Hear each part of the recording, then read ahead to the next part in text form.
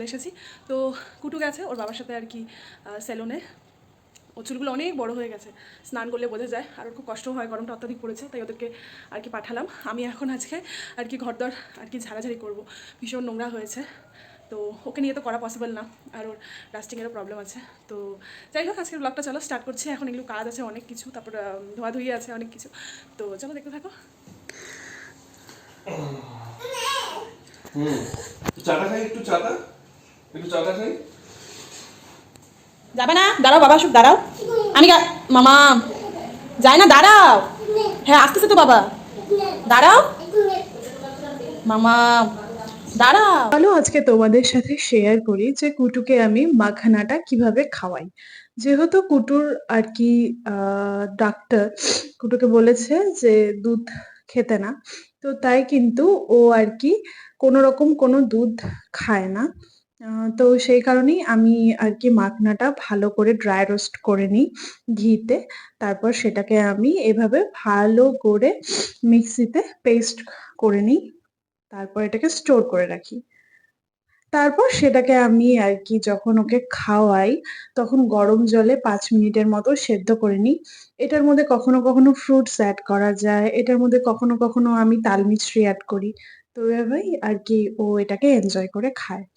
আর আজকে সকালে একটু পাউরুটি বাটার দিয়ে সেঁকে নিয়েছিলাম, খুব ভালো লাগে। এটার মধ্যে একটু চিনি দিলেও খুব ভালো লাগে খেতে। দাও পাউরুটি, আমাকে দাও, আমাকে দাও, খাওয়াই দিবা? উই বাবা রে, খাওয়া দিতে হবে না, হাতে দাও। বাহ বাহ। আর এদিকে করেছিলাম আদা দিয়ে গোলমরিচ দিয়ে একটু লাল চা। মাঝে মাঝে না একটু আদা গোলমরিচ দিয়ে লাল চা খেলে শরীরের ইমিউনিটি পাওয়ারটাও বেড়ে যায়, আর একটু ভালোও লাগে খেতে। এদিকে আজকে বানাবো সয়াবিন, পনিরের তরকারি বানিয়েছিলাম, অরহরের ডাল করেছিলাম। আহ এগুলো সবকিছুই অল্প অল্প করে কুটুকে দেবো। না না, পনিরের তরকারিটা একদমই দেবো না, কারণ ওটা একটু তেলে ঝালেই করেছিলাম। হ্যালো, এই দেখো মামাম চুল টুল কেটে, তোমার কাটিংটা দেখো ওর বাবা, জানি না কতটা দেখাতে দেবে। আর পেছনটা দেখো, আমি সব ধুয়ে দিয়েছি, আর সব ধোয়া কাচা করে রান্নাবাড়ি করে খাওয়া দাওয়া করে তারপরে আর কি তোমাদের সামনে আসলাম। এখন ওকে ঘুম পাতাবো, ভীষণ ঘুম পেয়েছে ছোট্ট একটা, এই জন্য তোমাদের সাথে এটা শেয়ার করে নিলাম। চলো আবার পরে দেখা হচ্ছে। চলো তোমাদের সাথে শেয়ার করি যে আজকে আমরা কোথায় গিয়েছিলাম আর কি আমার জন্য অপেক্ষা করছিল। অনেকদিন থেকে আর কি প্ল্যান চলছিল এটার। তো আমার ইচ্ছা ছিল একরকম, আর আমার বরের ইচ্ছা ছিল একরকম। তো সবসময় তো সবার ইচ্ছে সবসময় আর কি পূরণ হয় না। তো একদমই নেওয়ার ইচ্ছে ছিল না যে জিনিসটা, কারণ আর কি একটু ভেবেচিন্তে কাজ করতে হয়, কিন্তু আমার পক্ষে আর পসিবলই ছিল না সেটা করা। তো তাই আমার বর আগের থেকেই বুক করে রেখেছিল। হ্যাঁ, অ্যাকচুয়ালি ফোনটা আমার বহুত দিন থেকে নিড ছিল, কারণ আমার ফোনটা বেশ কিছুদিন থেকে খারাপ হয়ে গেছিল, কোনো সিস্টেমই কাজ করছিল না, ভিডিও করতে গেলে সুইচ অফ হয়ে যেত, এরকম নানান রকমের প্রবলেম ছিল। তাই ও অনেকদিন আগের থেকে আর কি ফোনটা প্রি বুক করে রেখেছিল, যাওয়া হচ্ছিল না কারণ ছোট বেবি। হ্যালো এভরিওয়ান, তো তো আমরা হচ্ছে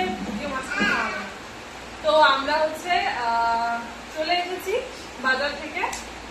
তো ওখানে আর ফোনটা খুলে আমি আর কি ভিডিও শুট করতে পারিনি, কারণ কুটু এত ওখানে দুষ্টামি করছিল। তো চলো ফোনটা আমি চলো ফোনটা তোমাদের সাথে দেখাই।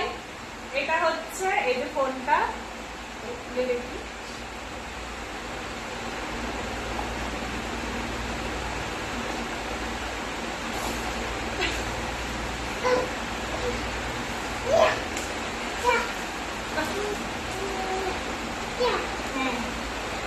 দেখায়, বসো এখানে, বসো বসো এখানে বসো, যাবে।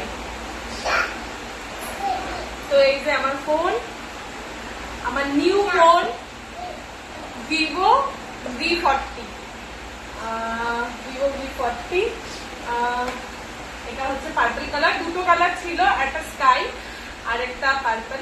তো এই কালারটা একদমই আনকমন ছিল, তো সেজন্য এটাই নিলাম আর কি। অনেকদিন থেকে আমার ওই ফোনটা অনেক রকমের ডিস্টার্ব দিচ্ছিল, তো অনেকদিন থেকেই আর কি প্ল্যানিং চলছিল ফোন নিবো।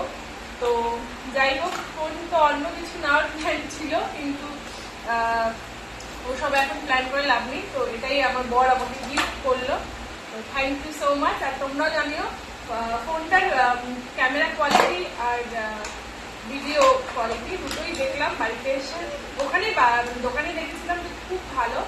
তো যাই হোক, কালকে থেকে এদিকেই ভিডিও স্টার্ট হবে। তো যাই হোক, চলো।